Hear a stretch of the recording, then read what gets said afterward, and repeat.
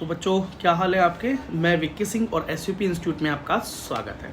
अगर पहली बार बेटा चैनल पर आए हो तो ज़रूर चैनल को सब्सक्राइब कर दो, वीडियो को लाइक कर दो या सुनने के बाद लाइक कर देना और सब्सक्राइब को कर ही दो, ठीक है। क्योंकि हम बेटा नीट के अंदर बच्चों की फ्री ऑफ कॉस्ट मदद करते हैं, मतलब कट ऑफ्स में और भी बहुत सारे एस्पेक्ट में, जैसे रिजर्वेशन में, सीट मैट्रिक्स या जो भी मदद हम कर सकते हैं अपने एंड से, वो मदद बच्चों को फ्री ऑफ कॉस्ट देने की कोशिश करते हैं, ठीक है। ओके, तो देखो अभी का सवाल ये है, जो मेन सवाल है कि काउंसलिंग कब से स्टार्ट होगी, और पीडब्ल्यूडी वाले बच्चों का सवाल है कि उनका नोटिफिकेशन कब आएगा, और स्टेट बाय स्टेट काउंसलिंग वाले बच्चों का सवाल है कि हमारी स्टेट में काउंसलिंग कब शुरू होगी, Karnataka, Himachal, Andhra and so on, ठीक है। तो बेटा इसका ज़रा जवाब देते हैं और थोड़ा सा टेक्निकल जवाब देते हैं, ठीक है। ज़रा सुन लीजिए एक सेकंड। तो 23 तारीख की शाम को सुप्रीम कोर्ट का फाइनल ऑर्डर आया और फाइनल ऑर्डर के अंदर ये बात क्लियर हो गई कि अब रीनीट नहीं होगा। यही नीट का जो रिजल्ट है, इसी के अकॉर्डिंग आपकी काउंसलिंग एडमिशन प्रोसेस आगे चलने वाला है मेडिकल फील्ड में, ठीक है। अब ये बात आपको एक्सेप्ट हुई, नहीं हुई, ठीक हुई, गलत हुई, अब ये सारी बातें बच्चों पीछे रह गई। अब तो नेक्स्ट स्टेप सिर्फ काउंसलिंग रह गया और सुप्रीम कोर्ट ने यही बोला कि काउंसलिंग प्रोसेस में देरी होनी नहीं चाहिए। दैट इज़ वाई सबूतों के कम होने के बाद भी उनको ये फैसला लेना पड़ रहा है बिकॉज ऑफ द टाइम।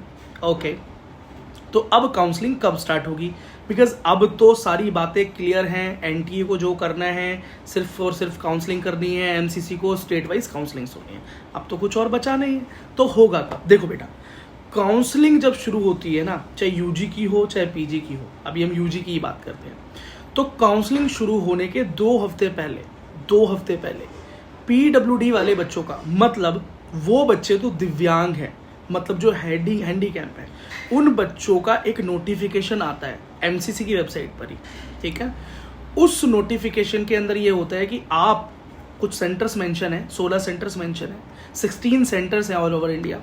उन सेंटर में से किसी भी एक सेंटर पर विजिट करें, अपना सर्टिफिकेट साथ लेकर जाएं जो आपने बनवाया हुआ है, और उस सर्टिफिकेट को एक बार रीचेक करवा लें, और वहाँ से आपको सिर्फ एडमिशन के लिए एक डिसेबिलिटी सर्टिफिकेट बनाकर दिया जाएगा, जिससे कि आप अपना पीडब्ल्यूडी रिजर्वेशन अवेल कर सकते हैं।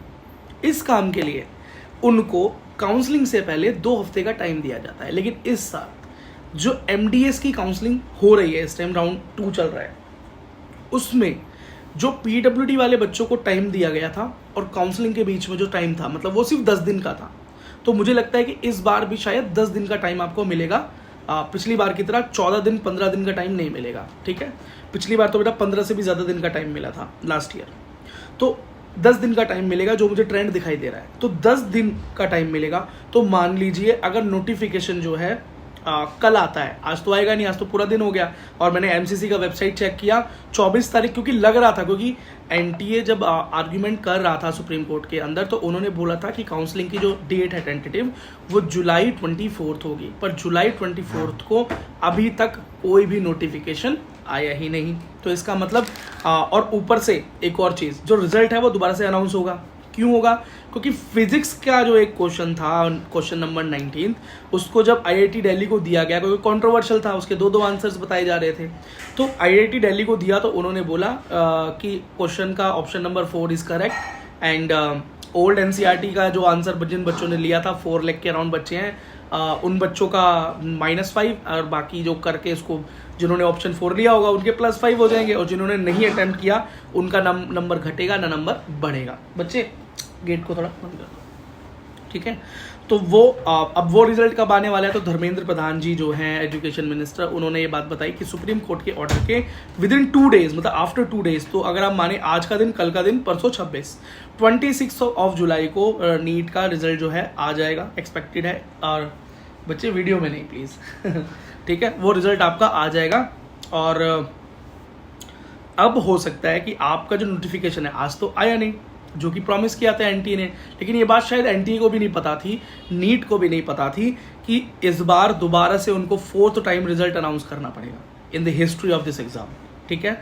तो अब वो एग्जाम का रिजल्ट दोबारा से 26 को अनाउंस होगा, तो मैं मान के चलता हूँ कि 27 को शायद आपका नोटिफिकेशन आए, ठीक है। अगर इस बीच में नोटिफिकेशन आता है ठीक है। तो मैंने आपको सिंपल मैथ्स बता दिया है, आपको 10 दिन का टाइम बीच में काउंट करके चलना है, ठीक है। मान लीजिए कल आता है, कल 25 है, तो 10 दिन आप काउंट कर लें। 10 दिन ये 31 का मंथ है, तो आप अगर इसको आगे काउंट करके चलें तो आप खुद लगा सकते हैं कि आपका 3 से 4 अगस्त के आसपास काउंसलिंग स्टार्ट हो जाएगी। 4 अगस्त 5 अगस्त भी मान सकते हैं अगर बीच में संडे ना हो तो, ठीक है। तो अब अगर 26 तारीख के बाद 27 को नोटिफिकेशन आता है तो फिर उससे आप 10 दिन का आगे लगा लीजिए। सिर्फ 10 दिन का गैप लगाकर आप चलना और आपको समझ में आ जाएगा काउंसलिंग कब है, ठीक है। तो मैंने आपको बता दिया, इस हिसाब से काउंसलिंग बढ़ी। अगस्त की फर्स्ट वीक या सेकंड वीक की शुरुआत या फर्स्ट वीक के लास्ट में काउंसलिंग शुरू होने के पूरे आसार हैं। और काउंसलिंग शुरू से मतलब है रजिस्ट्रेशन ऑफ काउंसलिंग स्टार्ट हो जाएगा तब, और फिर अपना तब कब का प्रोसेस चल जाएगा। अब बात आती है स्टेट काउंसलिंग की, कि स्टेट काउंसलिंग कब स्टार्ट होगी। जब first round of all India counselling खत्म होता है ना, तब first round of state counselling start होता है। स्टेट राउंड जो स्टेट काउंसलिंग की जो रजिस्ट्रेशन है वो ऑलरेडी हो चुके हैं, ठीक है। ज़्यादातर स्टेट्स के अंदर स्टेट राउंड जो स्टेट की जो काउंसलिंग है उनके रजिस्ट्रेशन हो चुके हैं। आई होप आपने कर लिया होगा। अब उनके रजिस्ट्रेशन के बाद जो उनका काउंसलिंग का प्रोसेस तो स्टार्ट होना है, और तो कुछ बचा नहीं है। तो जो प्रोसेस स्टार्ट होना है वो प्रोसेस ऑल इंडिया काउंसलिंग के फर्स्ट राउंड ऑफ काउंसलिंग खत्म होने के बाद तुरंत ही स्टेट राउंड्स स्टार्ट हो जाते हैं, ठीक है। दिल्ली वालों के लिए आईपी का स्टार्ट होता है ना। दिल्ली यूनिवर्सिटी की जो कॉलेज है उनकी स्टेट राउंड की काउंसलिंग जो है एमसीसी से ही हो जाती है। आईपी के कॉलेजेस के लिए 3 मेडिकल कॉलेजेस हैं, डॉक्टर BR अम्बेडकर है, NDMC है, जिसको बाबा साहब अम्बेडकर भी बोलते हैं, और आर्म फोर्स मेडिकल कॉलेज या मतलब आर्मी का जो कॉलेज है, आर्मी मेडिकल कॉलेज जो है दिल्ली का, वो आईपी के थ्रू होता है, ठीक है। तो मैंने आपको बेटा सारी चीज़ें क्लियर कर दी हैं। PWD वाले बच्चों की बात भी कर दी है, क्यों वो नोटिफिकेशन ज़रूरी है आपको भी जानना चाहिए। ये सारी बातें क्लियर करके मैंने आपके फाइनल आंसर दे दिया है। आप आज से बिल्कुल अंदाज़ा लगा सकते हैं कि अब कब से काउंसलिंग स्टार्ट होने वाली है। अपनी प्रिपरेशन स्टार्ट कर दीजिए, कट ऑफ्स को देखना शुरू कर दीजिए। चैनल पर पहली बार आए हैं तो चैनल को सब्सक्राइब कर लें, क्योंकि कट ऑफ्स यहाँ पर आपको फ्री ऑफ कॉस्ट अब डे बाय डे सिर्फ कट ऑफ्स ही मिलने वाली हैं, ठीक है। अब आपकी कैटेगरी जो भी है, मैं सारी कैटेगरीज को कवर करते हुए कट ऑफ दे रहा हूँ, ठीक है।